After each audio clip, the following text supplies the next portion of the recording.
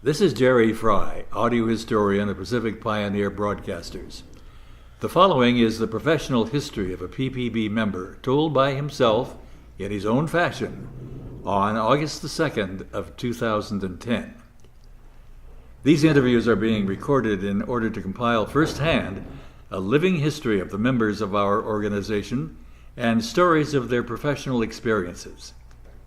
Many of our members began in what is called the golden age of radio and television, and this is an attempt to preserve as much data as possible for succeeding generations to see and hear. This recording is not intended for broadcast without first obtaining permission from Pacific Pioneer Broadcasters. With me today in Burbank, Tallulah Lake to be more precise, California, is seasoned actor and a member of our board of directors for Pacific Pioneer Broadcasters, Christopher Thomas. Chris, nice to have you with us today. Well, it's really a pleasure to be here. Thank you. I usually start these things out very simply by asking where you were born and a little bit about your background as a youth. Okay, I'm a city guy. I'm from Brooklyn, New York. You are, really? Yes, I am. Okay. Yes, I am. And I was quite active in Boy Scouts and things like that, normal kid's life. Brothers and sisters? No, I'm it. I'm the only one. You're the only one? I'm the only one. And so I spent a lot of time, summer, winters, and camping out in the wilds of upstate New York and Staten Island and things like that. And I learned how to play the guitar in Brooklyn. Really? Oh yes. Hey. And my stepfather was from Tennessee. Uh-huh. So I was raised with country music in the house. Gosh. And so I learned how to play some of the country songs. And so he was a musician? My birth dad, yes, he was a musician. He was a trumpet player. Oh, really? But he died very early in my life. And did he play in combos or orchestras? There's some missing information about that those times. All I know is he was a trumpet player, and I guess the music thing just sort of kind of eased on over, unbeknownst to me at the time. Right. So I was raised in Brooklyn, New York, on country music. And you were a Dodger fan? Dodger fan, the Bums, yes. And I played hockey and all that stuff. That's East Coast kind of sports lifestyle. And raised, I was an altar boy and that kind of thing. And went to engineering school, high school, and went to, as my buddies all did, we enlisted in the military after high school. Did you do any dramatic work in either grade school or high school? No. This was not. This was not in the cards. The drama bug hadn't bit you yet. Not yet. But it came out in the playing of the guitar. I see. That was in there. That was the catalyst. That was down deep inside for some reason, unbeknownst to myself at the time. I just thought I enjoyed playing the guitar with other people and learning the different songs. And these were mostly country songs you were singing? Country songs, a little jazz. Little jazz too. I learned some jazz and things like that. And here's the interesting part. When I was in the military and went over to Korea. In the Army? In the Army. Mm-hmm. In the Army. Drafted or enlisted? No, I enlisted. Oh, good for you. We all enlisted. We all good enlisted. For you. All the gang and the bunch of us enlisted. Yeah. And when I got to Korea, I was able to get into a country band, and it was called the Blue Sky Ramblers, and I knew enough music to play rhythm guitar, and I knew sang two songs. And so during the day I was doing my military job, and at night I was entertainment. Mm-hmm. And that led to my getting into a show that toured every American military base in Korea. It was a show called From Bustles to Blues. I was the guitar player in the band, and that was one of the most fascinating times of my life. I'll bet. Traveling. What was your day job in the military? You want to go there? Yeah. Okay. I was in the military police. Oh, really? I was a cop during You the day were a cop. and a cowboy singer at night. So Probably gave you a lot of experience to use later on when you played a cop someplace or other. Oh, of course, of course. Well, it gave me structure and discipline. Yeah, It gave me a little bit of that, you know, and so traveling every American military base in Korea in 2 trucks. 2 trucks. The first truck contained the cast. The second truck was the sets, costumes, and the musical instruments. Now, when you say a truck in the military, you're talking about a deuce and a half? Deuce and a half. And 2 deuce and a halves. Those seats aren't exactly No, first-class no. seats for traveling around. No, it isn't. But when people talk about bus and truck touring, one-nighters, Yeah, that was quite an experience. The Oh. greatest audience were the GIs. yeah. Great Very- audience. Very appreciative. Great audience. Yeah. You know, so that fills in that area. Then get out of the military. Excuse me, what kind of music were you playing? The show was called From Bustles to Blues. It was Okay. a panorama of American show business, starting with the minstrel and Oh. taking it up to modern day at that time, which was rock and roll. Mhm. So we did every level of entertainment at that time, as I say, from minstrel show to rock and roll. And the rock and roll band at the end was always in demand to play the clubs Sure. after the show, Uh-huh. and we would vote among ourselves, and we would play the enlisted men's clubs first. That was where we would go first, and then work our way on over to the other clubs. Officers Club. Officer clubs, Was that last? NCO. Yep. Shh, don't tell nobody. It was enlisted, NCO, And then officers. Yeah. In the reverse order that Yeah. you would normally think of. Yeah. It's like playing to your audience, which is your gallery. Of course. Yeah. Yeah. So that was a successful show, it sounds like. Yes, it was. It was quite successful. You had singers and Yes, dancers. Everyone. It was all men. Mm-hmm. All men doing all the roles. On those days, there weren't many women No. in the military. No, well, but very few. They were either. They weren't. Yeah, very few. Yeah. Very few. And that was a great time in my life. And that's probably deepened the seed even more. What year would that have been? 50, That's 57 and 58. 57, 58. Yeah. But I went in 56 and got out in 1960. Mm-hmm. And got a job at the National Broadcasting Company. You did? Yes. How did that happen? Well, heck, I had a relative of mine, my uncle, and uncle say, "Listen, start at the top, and you can work your always way down." You can always work your way down." So I went out and made application at NBC. Went into Central Files, then got promoted to station promotion in advertising. This is at 30 Rock. At 30 Rock. Yeah. 30 Rock. And then went into personnel, went to one of the requirements of up-and-coming management at that time was to go to Dale Carnegie School for public speaking. And in that school, in that class, there was someone there that said, have you ever considered acting? So that was the first time that's been mentioned, huh? Yes, that's the first time. Oh, but And of course, bing, I said, well, I don't know, but I'd sure like to investigate it. Uh-huh. I started studying at night. Had you thought about a music career at all? No, not whatsoever. That was my hobby. That was the strictly thing a I hobby. did. That was something I did in my private time, Right. and at parties or things like that. If you had stayed with NBC, what would you have aspired to do eventually? I was when I left. I was in personnel. I was working in personnel, employee benefits and services. But prior to that, I had a nice run in station promotion. Oh, that'd be fun. And the advertising, yeah, that was good. That was a temp job, and then went to into personnel. But then I got the showbiz bite and studied at night with Stella Adler at her school, and I was encouraged to study full time with her. Mm-hmm.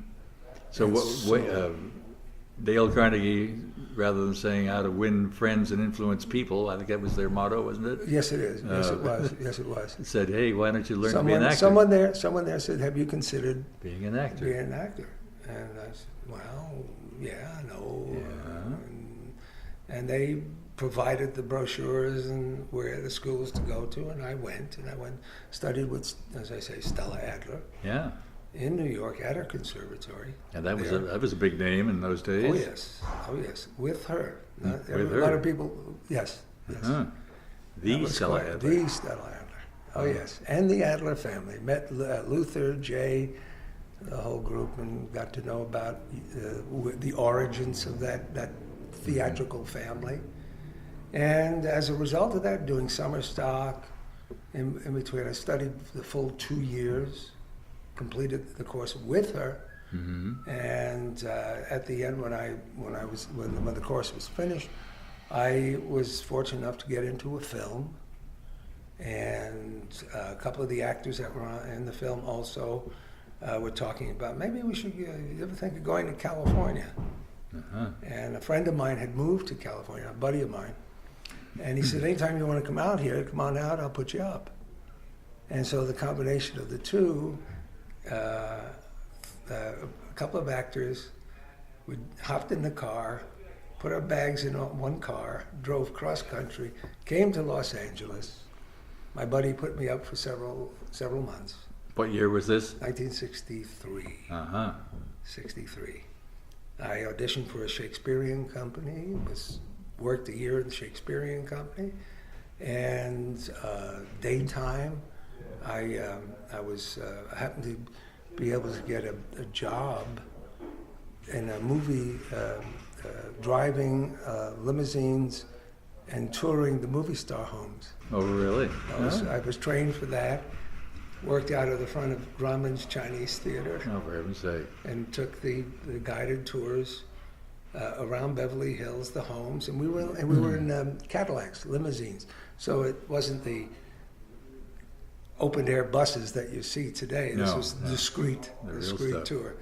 Now, if you were doing Shakespeare after 2 years with Stella Adler, yes, you had to be a natural actor. I mean, you had to have a natural talent that you didn't know about.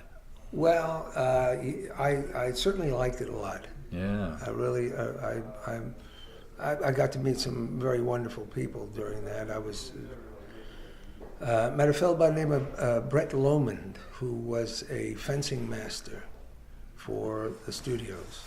And he did the fencing for Mel Ferrer in a film called Scaramouche. Oh. And he directed a production in this company. I was at Cyrano de Bergerac, and I was playing the fellow who has the big sword fight scene with Cyrano de Bergerac. And I was in seventh heaven. I was being taught fencing. I was by the refined kind of fencing. Yeah. And I was in heaven, doing all of that, and supported myself. I supported myself by doing that kind of job, driving the limousine to the homes in Beverly Hills. How did you fall into that job? There was a friend of mine in the company also said, "Listen, they're looking for another guy." And I went over and I chatted with the owner, and we got along, and he trained me, and he said, "Can you drive?" Yes, of course. You have to drive in California.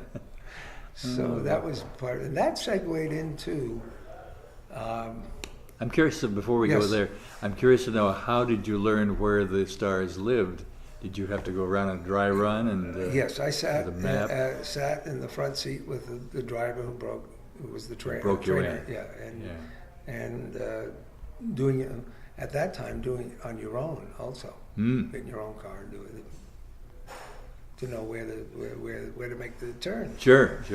So, and finding shortcuts and things like that. It was quite exciting. I was all of like. I'll bet you were. 24.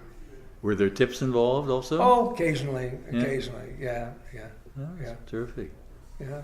Well, I've never met a person who did one of those tours before. It was fascinating. It was out in the front of the Grauman's Chinese Theater in its old form. Not old form, but it was painted. It still had the original paint job on it.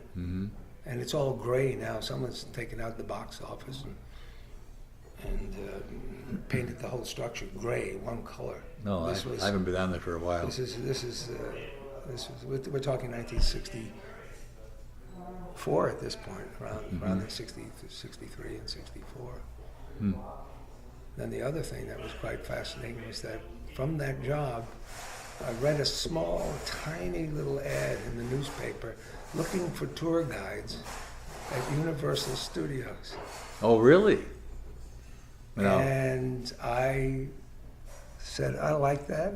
I went over, made my application, and I became part of the original group of people that started the tours at Universal. I was just going to say, if my memory is correct, that wasn't yet going very long. No, it was a brand new endeavor. It was 4 tour guides, 2 trams.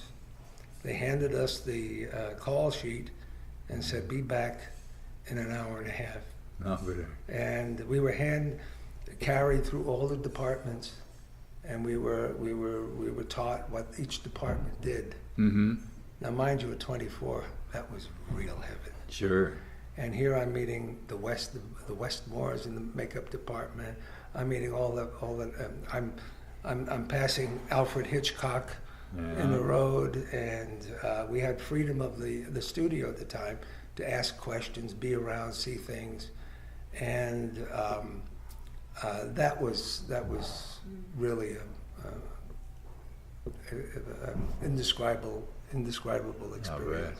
For those that are listening to this in years ahead, there were no rides there in those days. The tour was the tour. That's right. And it was strictly a drive-through thing, and here's where such and such was filmed, and here's where Alfred Hitchcock works, and that sort of thing. Yeah, and it was long before the structured system that it is now. Right. And that was fascinating. Did you get any breaks from that? I or leads? Was able to talk to, as I showed interest in being around the sets and things, I was able to get to say hello to some people and get a rapport going, and was helped by a couple of one director in particular that gave me my first job in Hollywood. It was Earl Bellamy, a fellow by the name. Oh, really? Earl Bellamy. No relation to Ralph? No. And so that went on for about 2 years, and they had a change of management at the time, and I was offered management there, and I didn't want management because I liked being the tour guide. Yeah, sure. And hands-on. so when you have understanding where people lived and where the movie stars lived, from driving the tours around, and being on the lot now and telling them how they work. Sure. It was quite a... Made sort of a complete picture for you then. Yeah, oh yes. Wow. And got into commercials, and it just took off from there. And went back to New York for a while to fill in some theater. Oh, did you? Went back, did some theater, toured. Family still back there? No, my parents moved here. Oh, they did? Yeah, and they're gone now. Mm-hmm. They're gone now. The rest of the family has, since I'm the only child, I'm the sort of the end of the line in terms of my family, and all the rest have passed on. There's a couple of cousins out there, but no one I really kept in communication with. And you're still a single fellow at this point? No, I'm married. Oh, you married Maggie? Wonderful, wonderful gal from Scotland. Maggie. Yeah. My Maggie, yes. And how did you meet Maggie? We met in London. Really? While you were there? I was there doing some work with Jesse Lasky Jr. Mm-hmm. He he and his wife were writing a script for me to do a one character show, and I met Maggie during that period of time. And at the same time, I was a liaison officer for the Television Academy at that particular time in 1990. The UK, to celebrate global television at that time, they were going to host the United States in the UK to launch the global television phenomenon at the time. Mm-hmm. And so I was acting as a liaison with the British Academy and the Television Academy in terms of finding venues for our people to visit while they were there. Mm-hmm. And Maggie, but the Gulf War came into play, and they were afraid of having high-profile people visible, and so that was terminated. And so Maggie and I had met at that point. She kept turning up at some event, all these different events, and we kept running into each other, and the relationship grew from there. And she came here, I went there, and in 1992 we got married. Well, wonderful. And I've also worked in the UK in theatre. Mm-hmm. I'm an American member of the British Equity. Oh, are you? Yes, Uh-huh. British Equity, Actors Equity, Great. British Academy of Film and Television Arts, and Mm-hmm. so it's been quite a nice ride. Yeah, I It's think been so. quite a nice ride. And So from Universal tours, then that led on to acting jobs. yes, but at the same time, I met a lot of stunt people at that particular time. And when I started working, it was the stunt people who were the kindest folks to me when I was starting out. Oh, really? Yes. And so I palled up with a bunch of them. And because I knew a style of fencing that this group of people didn't know, I used to go to the ranches and on Sundays work out with the stunt. And not that I ever crossed the line. I never crossed the line. But I, as an actor, was interested in how to handle myself if I had to have some physical scenes. Yeah. But I spent Sunday mornings for many years falling out of a tree, jumping on saddles, falling out of saddles, being told how to get on a saddle on a horse, so it looked like I knew what I was doing. Yeah.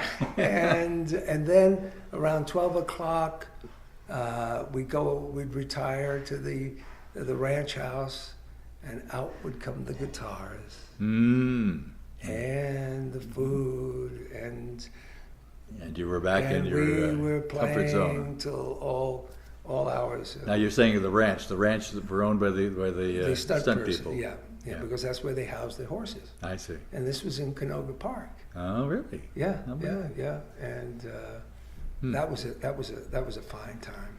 Boy, I guess. Doing that. I'm now about 26. Yeah. Here I am around stunt people, and But at that point, you're still single, so oh yes, you had your weekends free to do whatever you wanted to do. Sure. Yeah. Sure. Yeah.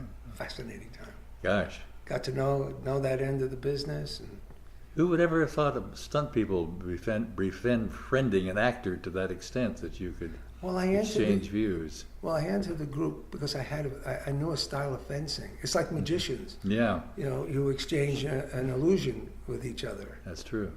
And this was, okay, you teach us this, we'll teach you how to get on a horse. Yeah, boy. Yeah. Fair trade. I never did a Western, but... But you never knew. Never knew. But I wanted to know. So. Yeah. So how long did you stay at Universal then?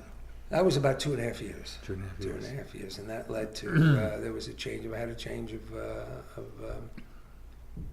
of direction at that point. Mm-hmm. And also another thing I was offered, because another part of being an actor, in addition to interested in stunts, was makeup. So I used to hang out in the makeup department a lot, and was offered, after a period of time, an apprenticeship.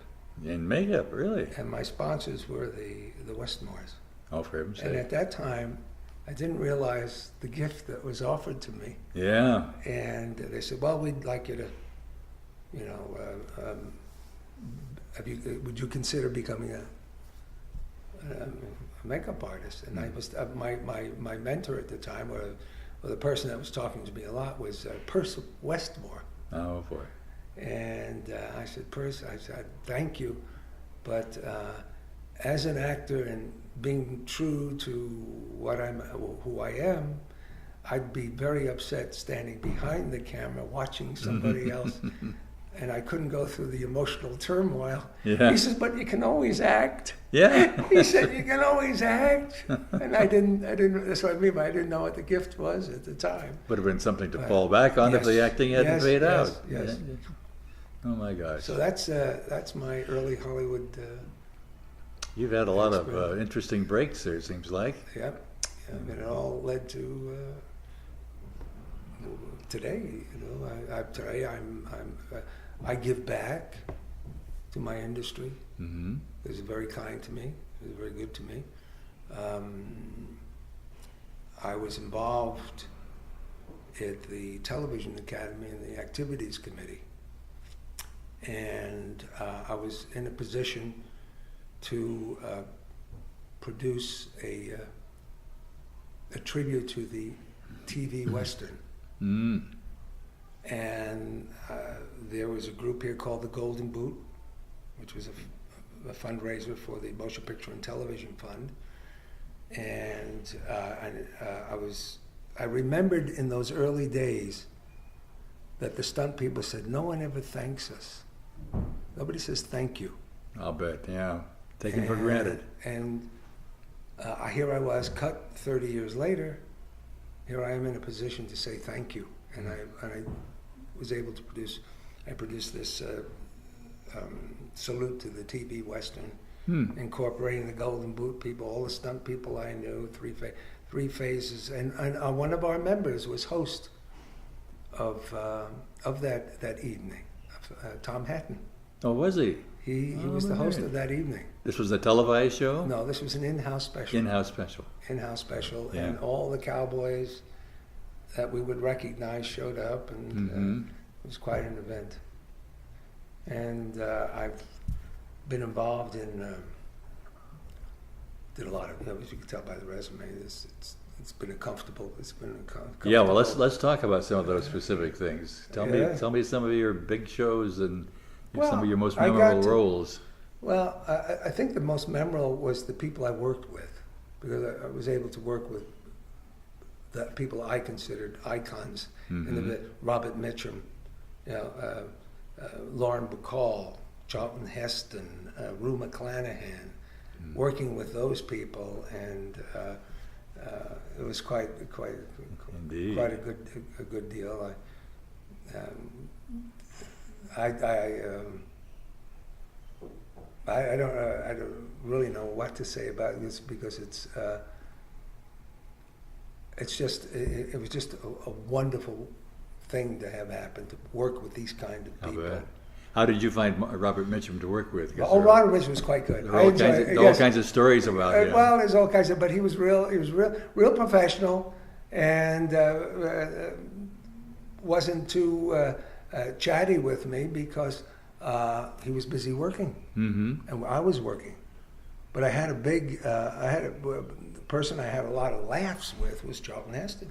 A lot of people don't see the humorous side. He was able to laugh at absurdities, funny. Really? Yes. And we got in one night, one particular scene we were doing. Phone kept moving. We had to pick up a phone, and it kept sliding. And we just got into a laughing jag. Did he have his own hair in those days? No. He was quite well groomed with the latest of looks at the time. I found him quite nice to work with. Boy, what a voice he had, huh? Yes.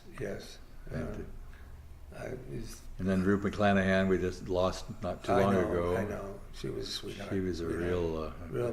I did play with her, and she was just wonderful to watch on stage. Oh, I'll bet. She was very inventive, very gutsy, and wasn't afraid to take risks. Really? Yeah, it was really, really nice to work with.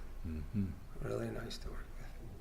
Well, it's nice to hear that people that you've enjoyed watching and listening to are nice people as well. And the person that I learned how to conduct myself on a set, I learned from Dan Duryea. Oh, really? That's a name I haven't heard for a while.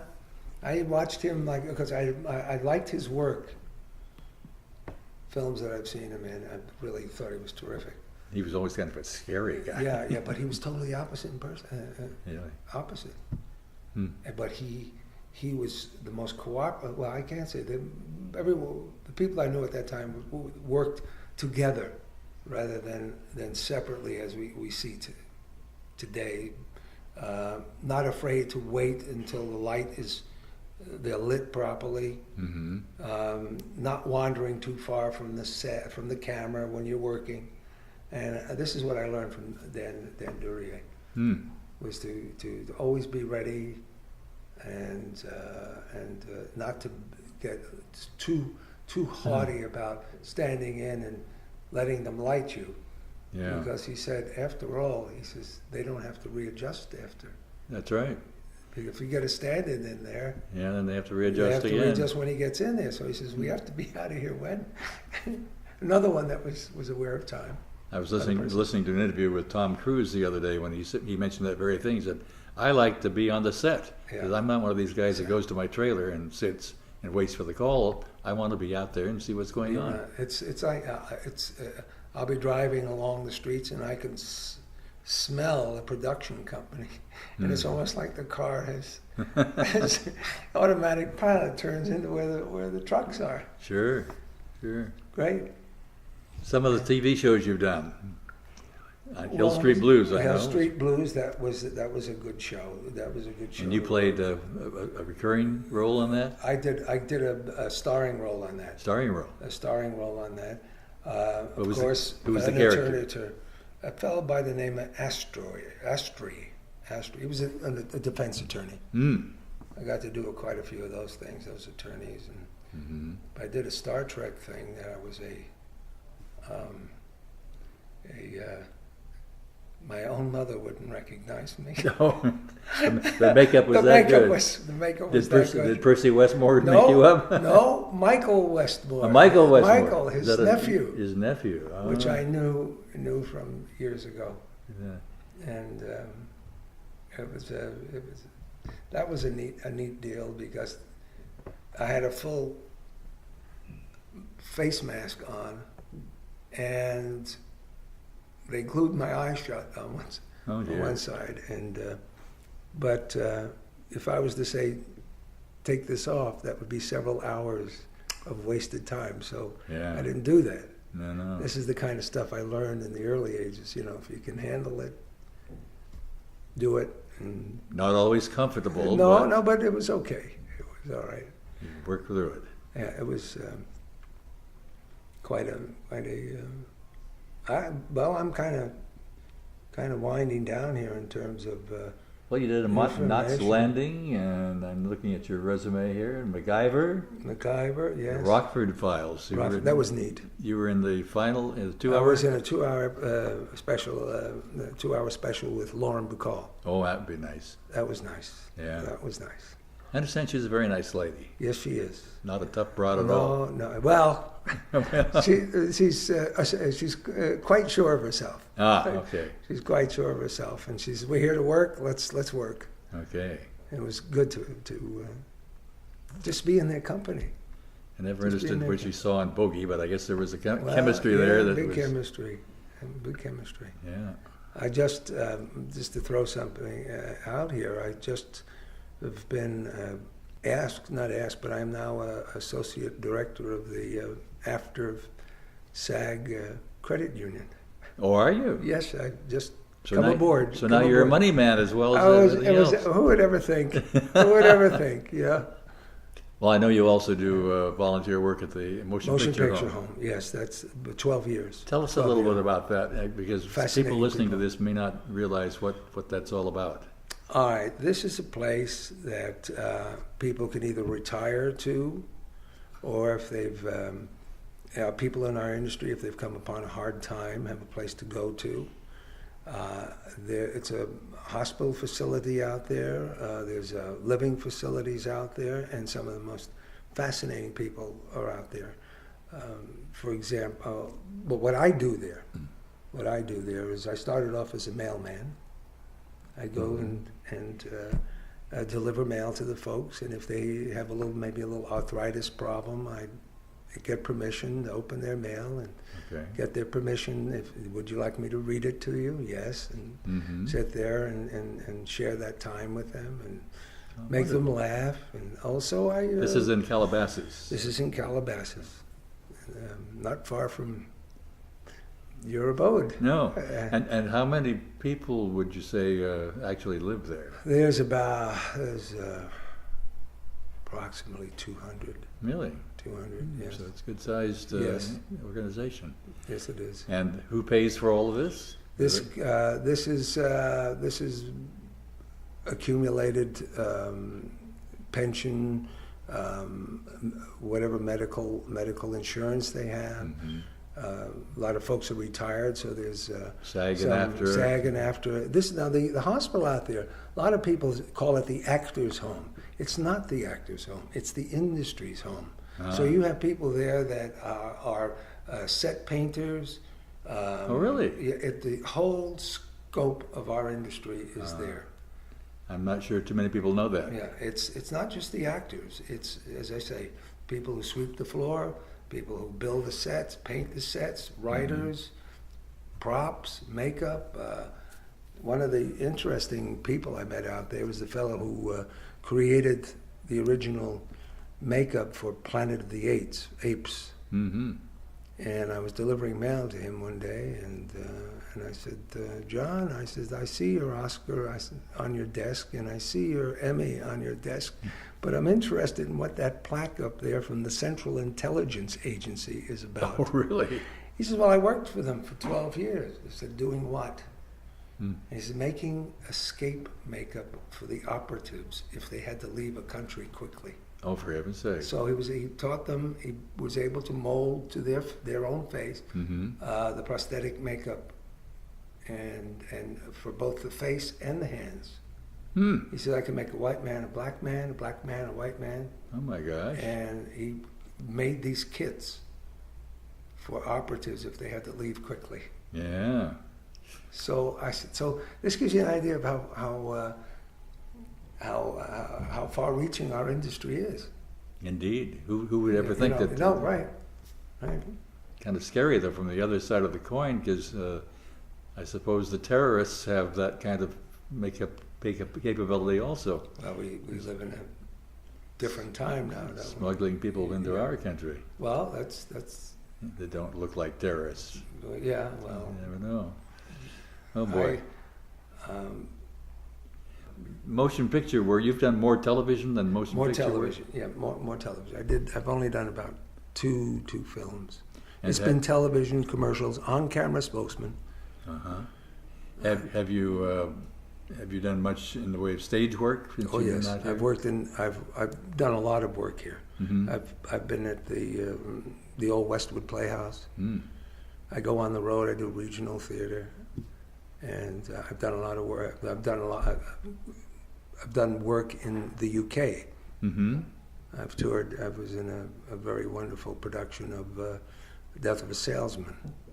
Oh, that was a British production, and I was the American in it. Oh, you were? Yeah. Oh, playing what role? Part of Ben. Oh, okay. The mystical character. Yeah. Yeah, it was great. It was great working. Got to see it. Got all over the UK. It was wonderful. Which medium do you prefer? Stage, television, motion picture? It's all exciting to me. But live theater is where you have the most connection with your audience. Yeah, get the feedback right away. And you know if you're touching them. Yeah. You know if they're having a good time. You know, even if it's a sad scene, if you touch them, you've touched them. You've affected their lives. Of course, to make someone feel that they've had an evening of enjoyment, that's even better. Sure. You know, so live theater is live theater is. The money's on the line there. You don't cut and retake. No. You keep on trucking. No matter what happens. That's right. You keep on trucking. Yeah, and that in itself is a real talent to do that. Yeah, for it's sure. Great. And when everybody's working together and the egos are left outside, and everybody's there to do the show, to perform. It's just magic. It's magic. It's magic. Well, you and Maggie have had as a matter of fact, you are members of this club where we're sitting right now, are you not? Yes, we're tennis members and health club members. We're at the Toluca Lake Tennis Club, recording this interview in the back room of the restaurant, and that may explain the noise that people would heard earlier in our conversation. Yeah, the table's moving. Very strange. Yeah. Anyway, what else do we need to talk about? Are we brought up to date? I'm still active. I think we're... anything coming up in the future that you know about that you can talk about? Not at this moment, no.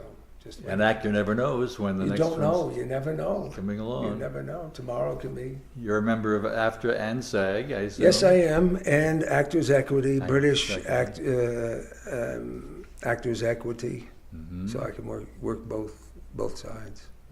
Both here and there. Got all bases covered. Well...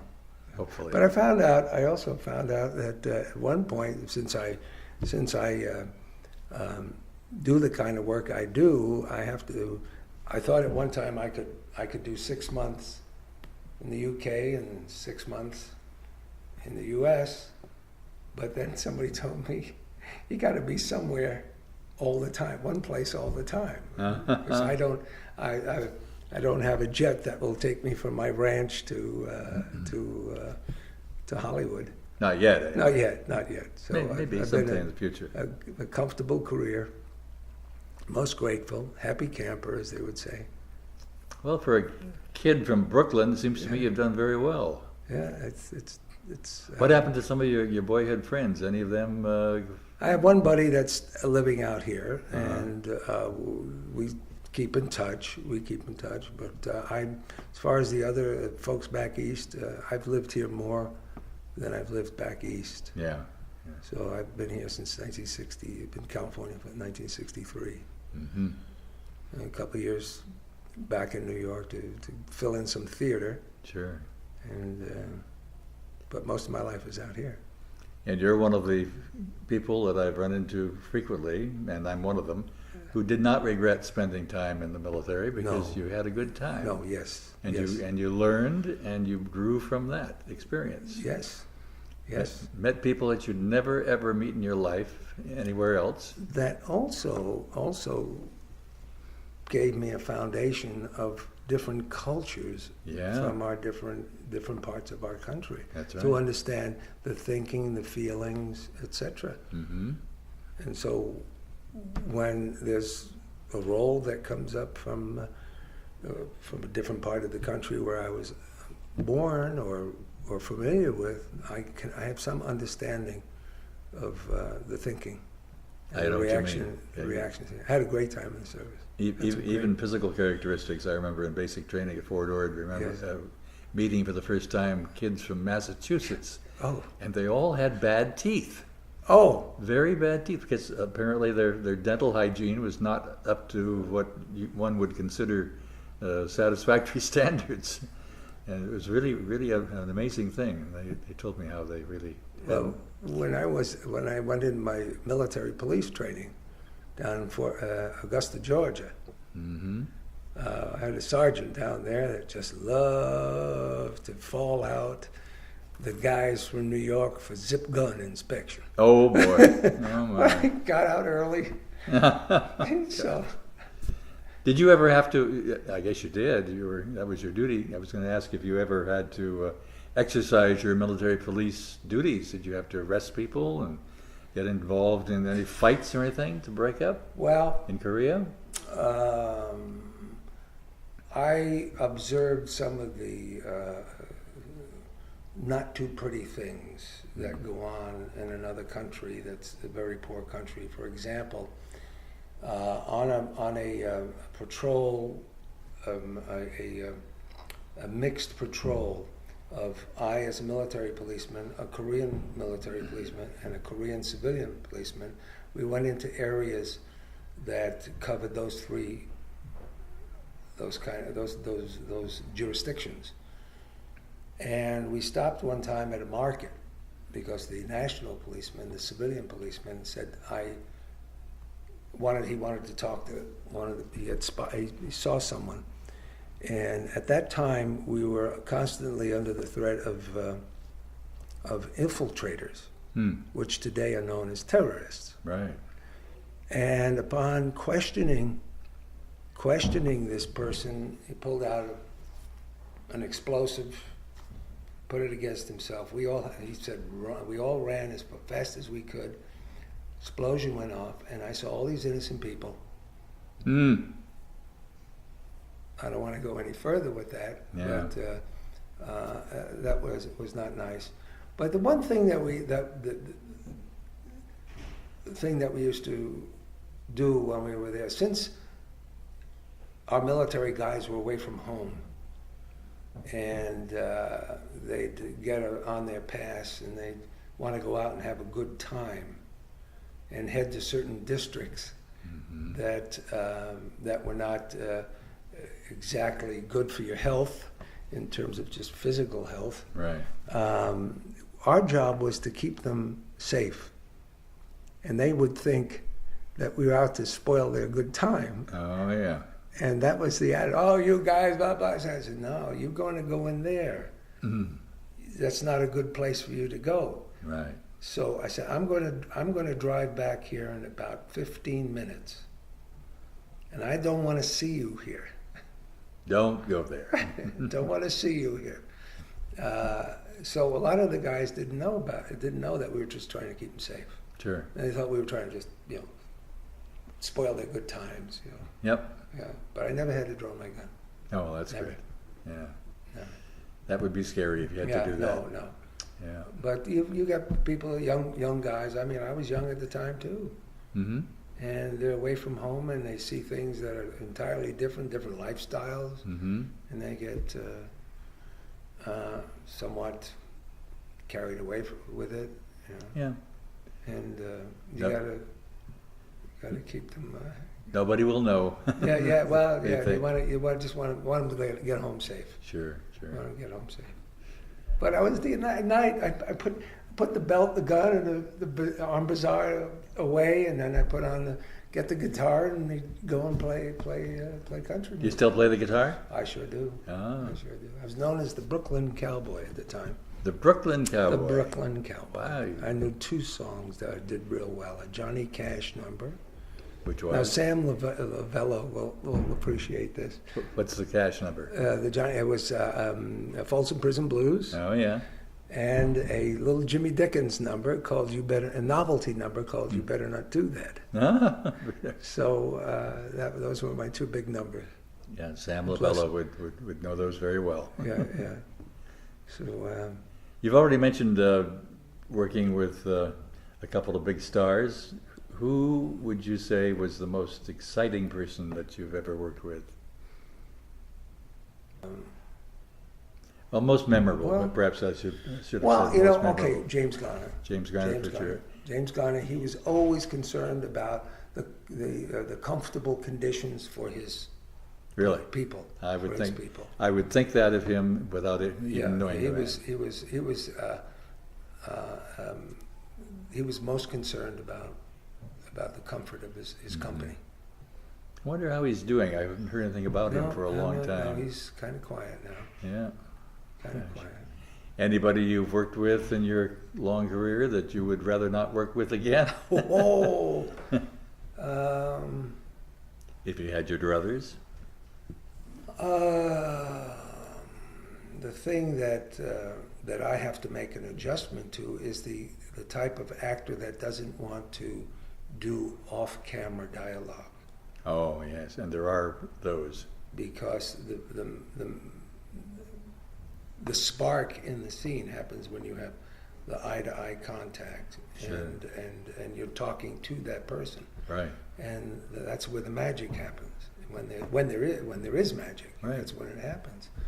And but again, you've got to be, especially in television, you have to be prepared, because if you're working a series, you're working a lot of hours, a lot of days, and you just don't have the time, or the series regular doesn't necessarily have the time to spend with you, and you have to work against the script supervisor or someone else. Mm-hmm. And so when you've prepared your work before you get to the set and you've discussed the scene with the director, you've had your rehearsals, you have to hold on to what that scene's about and create that other person that's there. But you just kicked off something for me here. One of the things that a lot of people don't understand in our business is that the actor, the sight line for most of the people who work in film is that everybody watches what goes on in front of the camera, Mm-hmm. right? But no one realizes what the actor sees from in front of the camera to the back of the stage in, say, peripheral vision. Mm-hmm. And when it's like Friday and it's late in the day and everybody wants to go home, you're watching everybody in the back ripping, taking the center, packing things away, boom, boom, boom, boom, and you're going, wait a minute, I got to concentrate here, and all this motion is going on in the background, and you've got to you have to hold focus, and you see people in the back looking at their watches, and saying, "What's this actor? This actor, move on."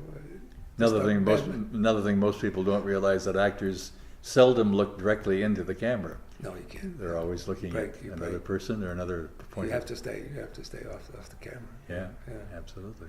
And just concentrate. Yeah. Well, Chris, it's been really nice talking with you. Well, I hope I've answered some of your questions, and you have indeed rounded out a few things. For a guy who's had the experience that you have had, you've done very well, and the fact that you're giving back to the community that has been kind to you is very, very nice indeed. Yes. We've been speaking with Christopher Thomas. Chris is a member of the Pacific Pioneer Board of Directors, and also in charge of selecting Diamond Circle Award winners and presenting them at each of our celebrity luncheons. Not an easy task, because finding people who meet the qualifications and the criteria for that is not an easy task. We've been speaking with Chris here in the Toluca Lake area of I almost said Thousand Oaks. You want to go home to Thousand Oaks? That's what you want to do. Toluca Lake area of Burbank, not too far from the Toluca Lake Tennis Club. Toluca Lake Tennis Club, right? And right next to the Warner Brothers studio. That's correct. That's correct. That's a true statement, and we've had a good time talking with him. My name is Jerry Fry. I'm the audio historian for Pacific Pioneer Broadcasters, and we thank you very much for listening.